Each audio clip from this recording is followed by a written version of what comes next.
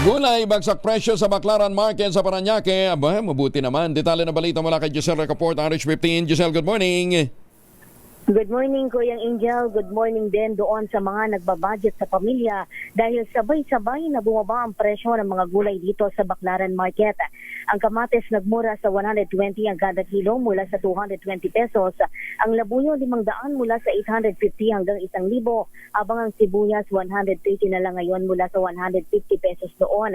Nagmura rin sa 350 ang kada kilo ng bell pepper. Mula sa 550 pesos ang siling pansigang 150 pesos ang kada kilo mula sa 250, habang ang luya naman mabibili ngayon sa 160 mula sa dating 200. Ang kalamansi 65 pesos ang kada kilo mula sa 80, ang bawang 170 mula sa 200 noon. 110 naman ngayon ang sitaw mula sa 180 ang kada kilo, habang ang sayote mabibili sa 35 pesos mula sa 65 pesos. Mabibili naman sa 150 ang kada kilo ng broccoli mula sa 350 pesos. Ang repolyo 65 mula sa 95 pesos.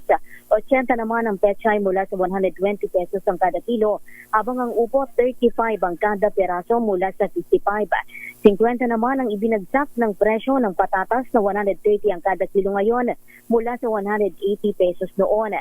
Ang ampalaya 130 mula sa dating 200 ang kada kilo. 45 naman ang pepino mula sa 65 pesos ang kada kilo.